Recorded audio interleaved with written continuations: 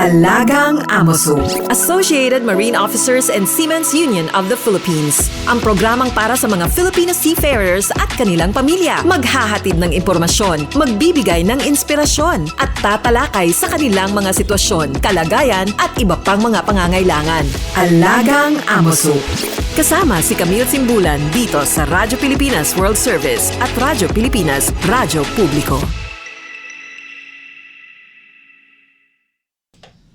Magandang araw po and welcome to Alagang Amoso, ang serbisyo publiko sa radyong hatid ng Associated Marine Officers and Seamen's Union of the Philippines o AMOSOP at ng Radyo Pilipinas World Service. Sa programang ito ay tinatalakay po natin ang iba't ibang mga programs and welfare services ng AMOSOP para sa mga miyembro at dependents ng ating unyon. Tinatalakay din po natin ang mga napapanahong issue tungkol sa mga karapatan at kapakanan ng mga magigiting nating Filipino seafarers or sea-based overseas Filipino workers, ang atin pong mga modern day heroes. Ang Alagang Amoso ay napapakinggan sa mga shortwave frequencies na 9.920 MHz, 12.120 MHz at 15.190 MHz. Sumasahim papawidin po ang ating programa sa flagship station na Radyo Pilipinas Radyo Publiko 738 kHz tuwing linggo alas 7 hanggang alas 7:30 ng gabi.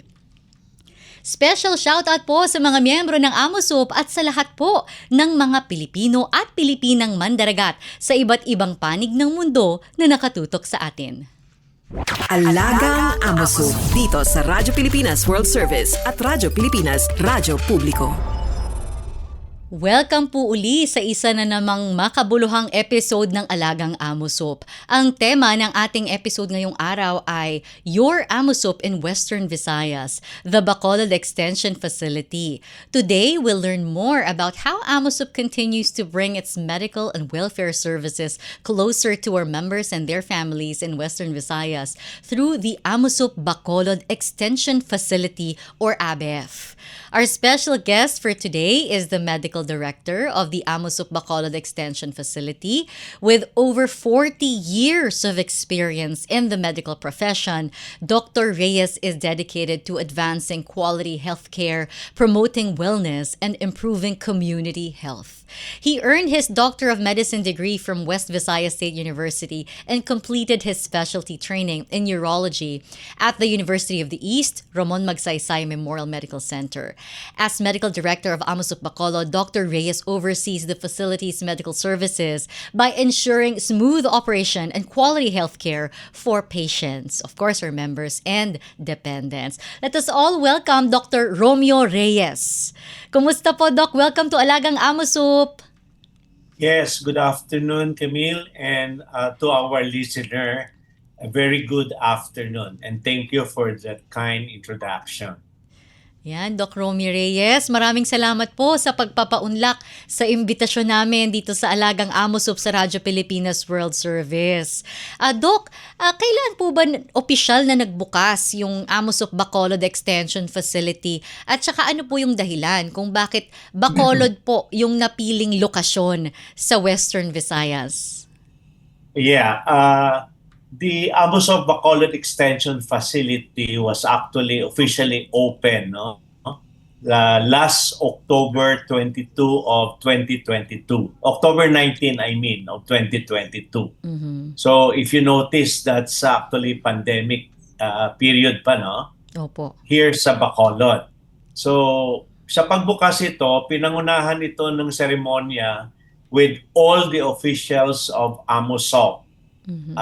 Including yung mga members ng International Transport Workers Federation or the ITF. Of course, kabilang dito yung mga members of AMOSOF sa Manila, including our President, Dr. Conrado Oca, and the President of ITF, si President Paddy Crumlin, at si General Secretary, our favorite, Stephen Cotton. And you know, bakit na isipan ng administration or AMOSOF na magbukas sa Bacolod? It's because na yung concentration ng mga seafarers, no? Mm-hmm. Here sa Negros Occidental, especially sa Western Visayas, comprises sumigit kumilang ng mga 26% of the total. Dito sa Region 6 yan. Or presently we're called NIR or the Negros Island Region. Okay? So this was the sole reason why we opened the AMOSOP here sa Bacolod. Okay? But ang pagkaiba nito, it's because na we open only as an extension facility or what we called a polyclinic. So this doesn't have any admissions. Wala tong hospital setup. It is just consultations. Okay. So I think that answers your question, Camille. Opo, sir. Talagang kasi po Seafarers Hub po ang Bacolod City talaga. Yes. Marami po talaga tayong concentration ng members dyan. At yun nga po, yung facility natin sa Bacolod is unique, no? Kasi we know na yung ibang provincial branches po natin sa Cebu, Iloilo, and Davao City, may hospitals po tayo doon. Pero yung AMOSOP Bacolod Extension Facility, it's a primary care clinic, Doc, no? Yes. It's and I believe it's the first in Bacolod City.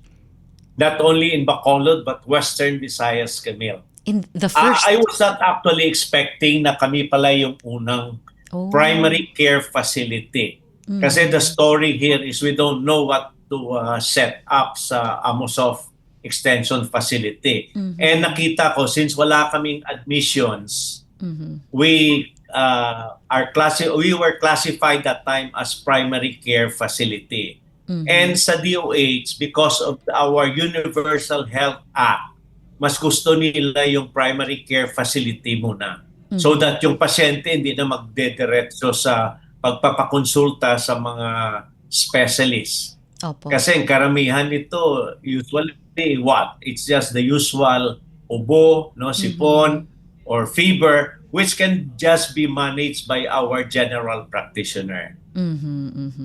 At saka hindi lang po kasi talaga medical facility yung nandiyan sa ating AMOSOP Bacolod Extension Facility.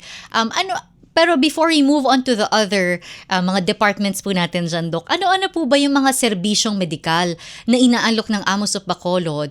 Tsaka paano po nakakatulong to sa mga membro natin tsaka sa mga pamilya po nila sa Western Visayas? Our 4 major department, no? Ano pa? Opo.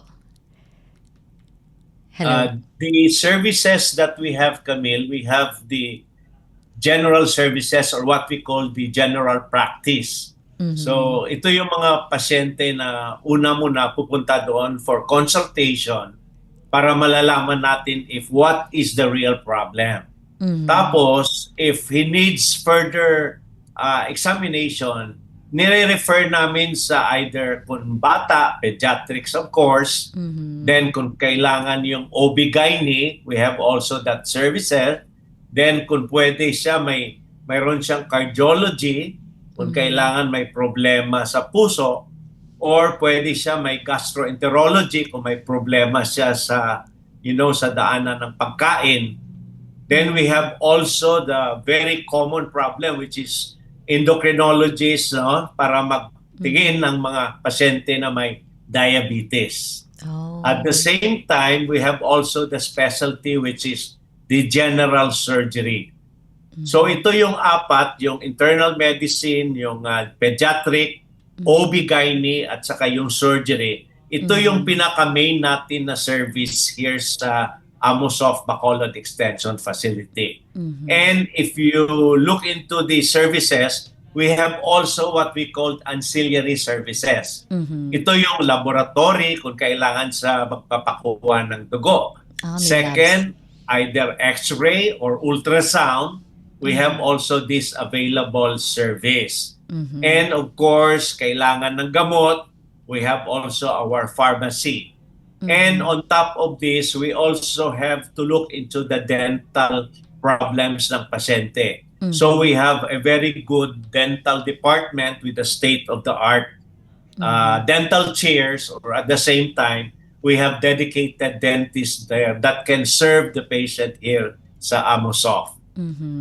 Ang dami po palang sir, ang dami pong mga So with this, we're services. looking into the other numbers of patients na pumupunta sa amin na kakailangan talaga ng serbisyo ng specialist.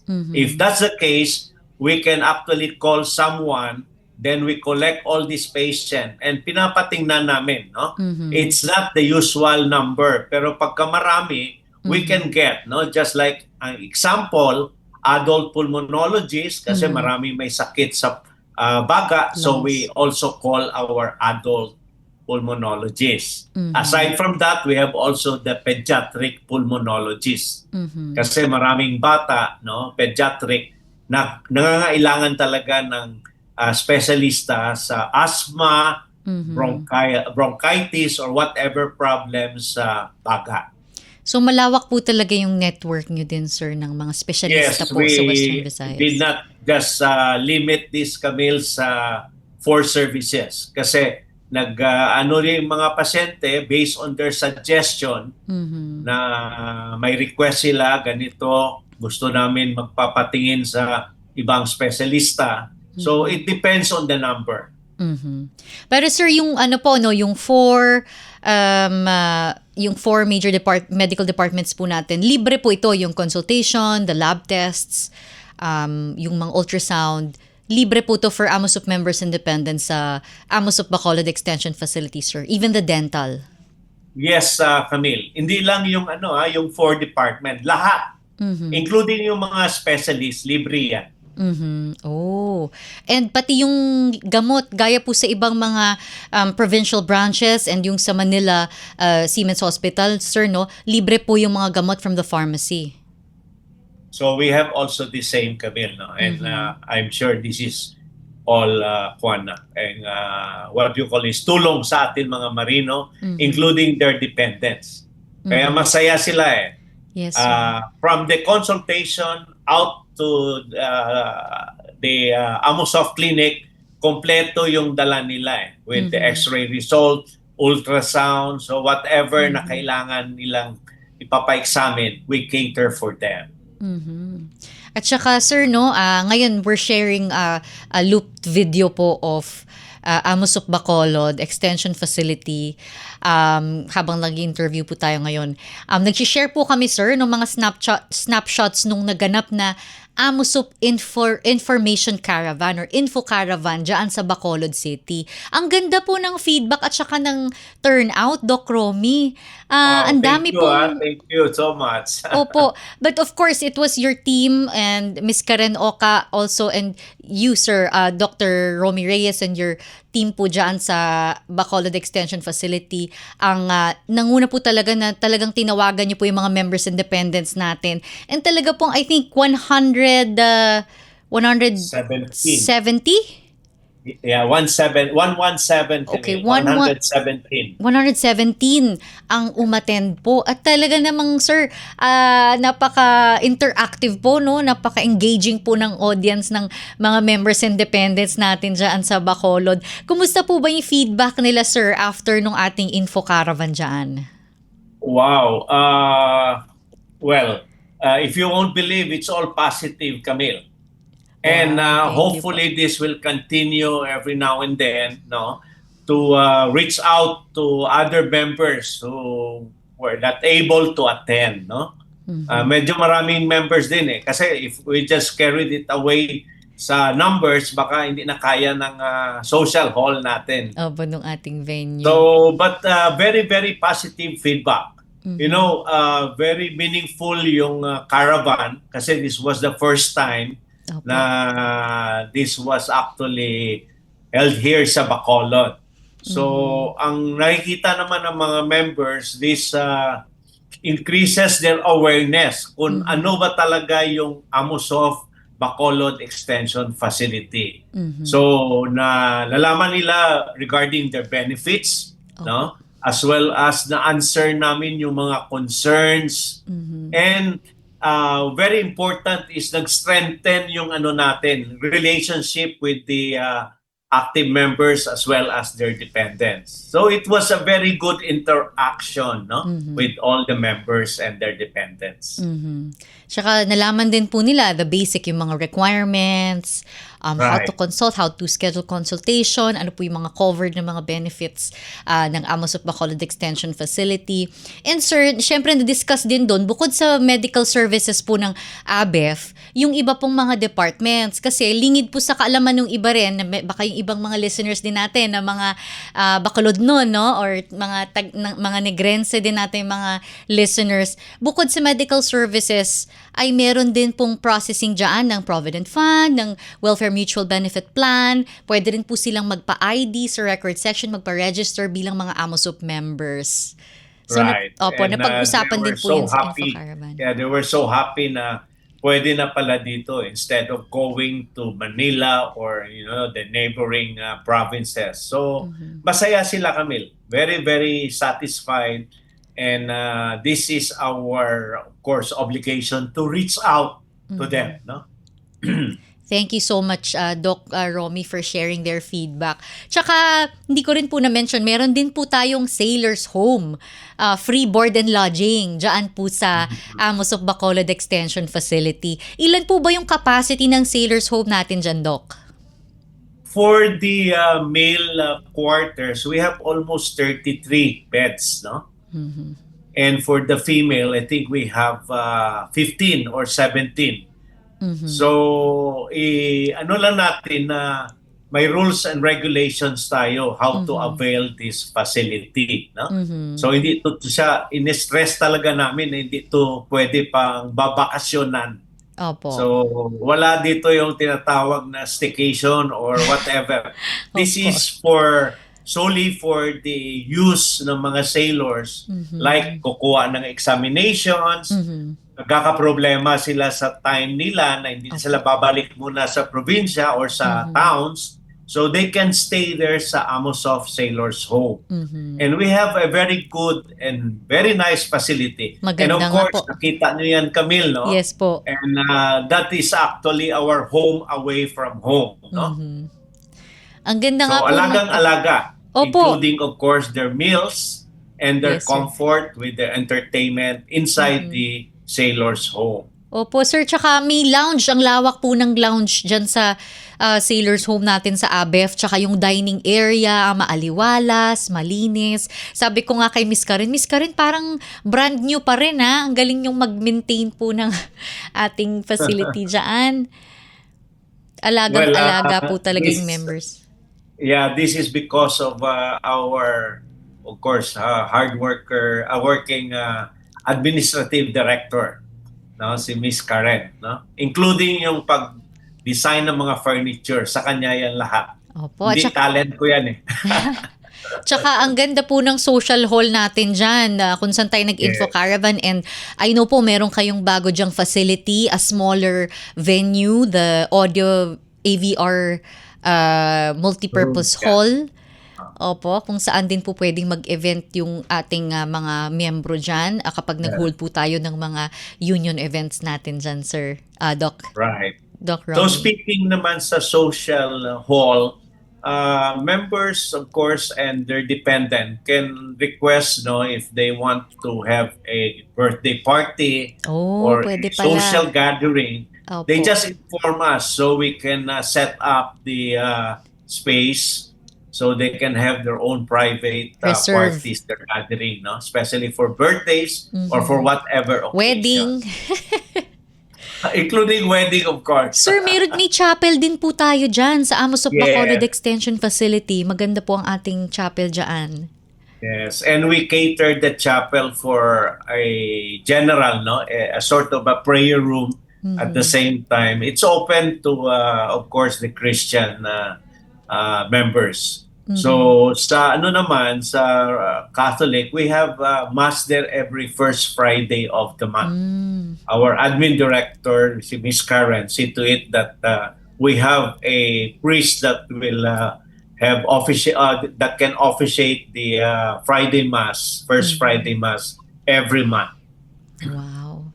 Okay. Talaga pong, Doc Romy, yung experience namin dyan, lahat po kami masaya kasi syempre may delegation from Manila, no, from the communications and the legal department na nakibahagi din po sa Info Caravan dyan sa Bacolod. And talagang naramdam na namin yung warmth and hospitality po dyan ng mga miyembro. And of course, kayo po, yung team nyo po, Doc Romy, dyan sa Amosup Bacolod Extension Facility. Maraming salamat po. Ang sasarap ng pagkain dyan sa Bacolod, Doc.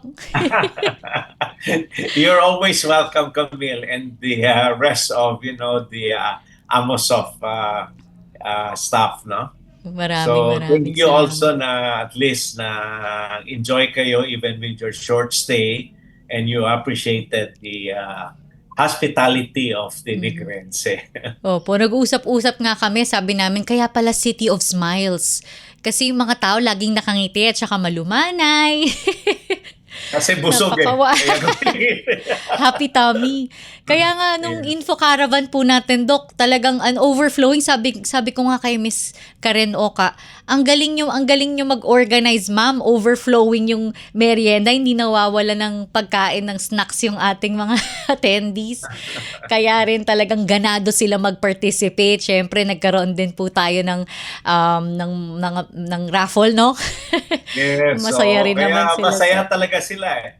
Everybody sir. before leaving, papasalamat talaga, Camille. Opo, tsaka yung giveaways nyo, sir, ang ganda po ng mga merch na pinrepair nyo para sa ating mga members and dependents. Pati yung mga seafarer spouses po natin ay nag-enjoy din po. Yes. Yan, That's a very good experience that hopefully we can have it when some other time again. No? Kasi lumalaki tayo dumadami yung members. So because of that, we always have to reach out to them to avail our facilities. Kasi karamihan, sometimes they don't know that there is such thing as Amosoft Bacolod Extension Facility. Yes, sir. So nagreklamo, pupunta pa kami ng Cebu, ng Iloilo, no?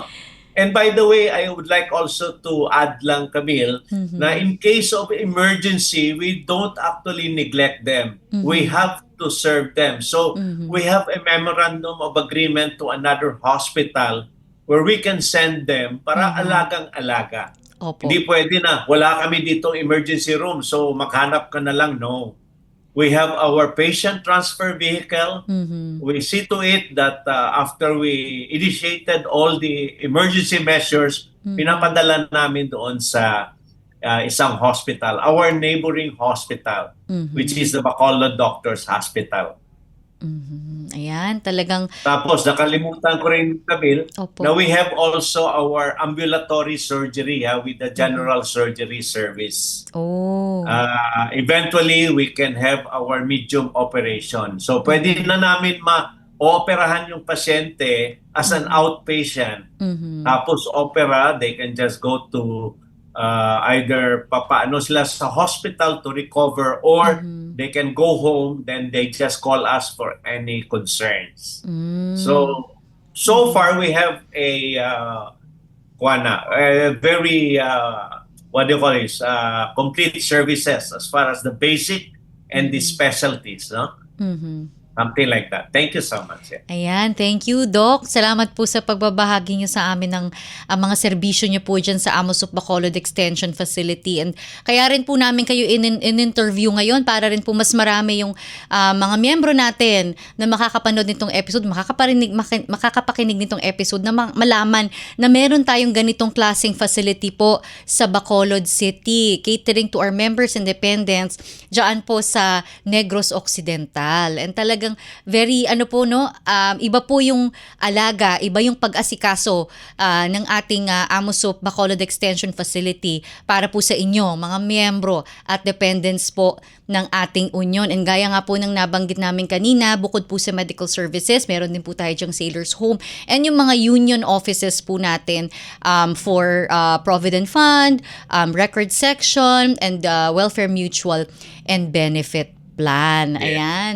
Doc, maraming salamat po at talagang alam ko yung involvement po ng AMOSUP Bacolod Extension Facility bukod sa pag-cater po sa mga miyembro at dependents ng AMOSUP, very active din po kayo dyan mismo sa inyong community. I know, Doc, na nung nagkaroon po ng isang fire incident dyan, ay kayo po mismo ni Ms. Karen Oka ay nag-lead ng isang donation drive para po makatulong doon sa affected community, Doc.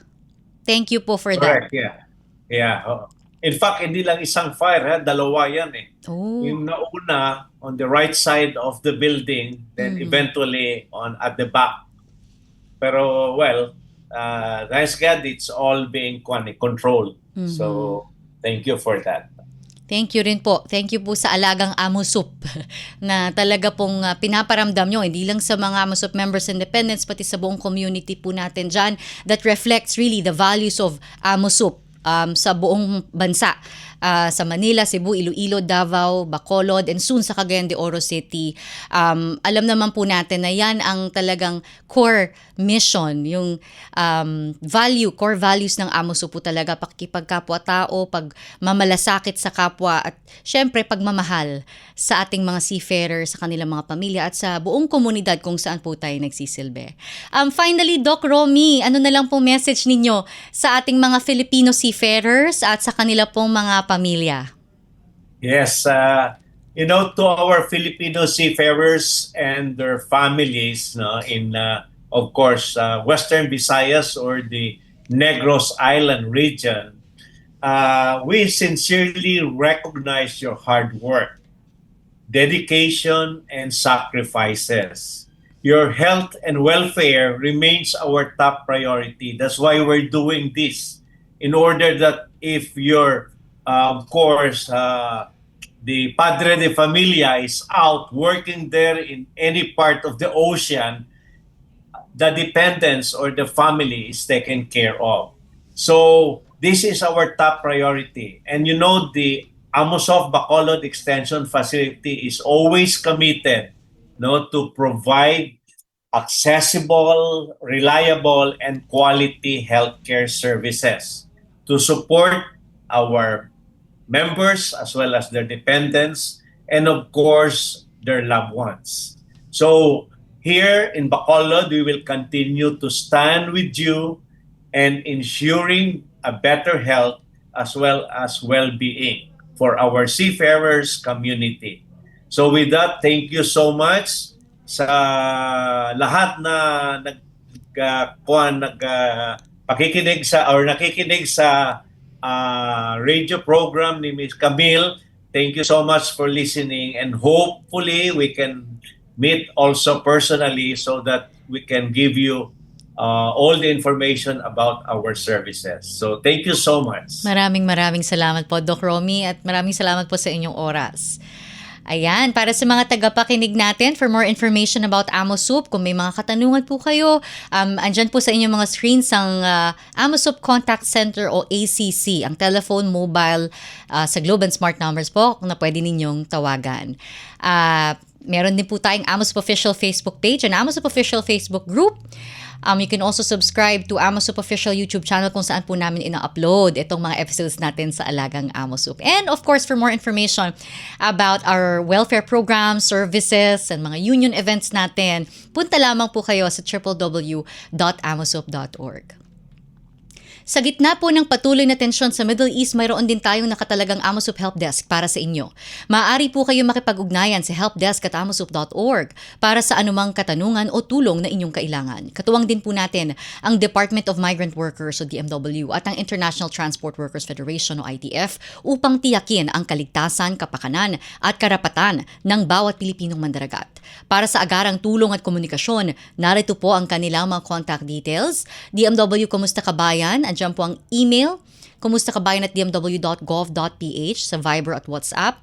Nakatala po sa inyong mga screens ang kanilang numbers. And for ITF Seafarer Support naman po, scfsupport@itf.org.uk. And for ITF Manila, andyan po ang direct contact ni ITF Manila Inspector Chief Engineer Arvin Peralta sa inyong mga screens. Muli, maraming salamat po sa inyong pagsubaybay. Salamat sa mga kasama natin sa Radyo Pilipinas. Si Ms. Susan Aison, Milo Junella, Jay Arevalo, Hero Lucero, JP Lomontad, Erwin Peñano at ang ating kaamusop na si Lara San Juan. Dr. Reyes, maraming salamat po muli sa pagbibigay ninyo ng oras at sa pagbabahagi ng mahahalagang impormasyon tungkol sa Amusop Bacolod Extension Facility. Naway patuloy na maging katuwang ng bawat pamilyang mandaragat ang Amusop sa paghahatid ng mga serbisyong medikal, welfare programs at iba pang programang nagtataguyod ng kanilang kalusugan, kapakanan at karapatan. Pagbati rin po muli sa lahat ng miyembro at dependents ng Amusop na siyang inspirasyon ng lahat po ng mga programa at serbisyo ng ating union. Atin din pong subaybayan ang programang Alagang Amusop sa Radyo Pilipinas World Service at Radyo Pilipinas Radyo Publiko 738 kHz tuwing linggo, alas 7 hanggang alas 7:30 ng gabi. Ako po si Camille Simbulan. Ito po ang Alagang Amusop. All aboard sa talakayan. Palalimin pa ang inyong kaalaman. Alagang Amusop dito sa Radyo Pilipinas World Service at Radyo Pilipinas Radyo Publiko.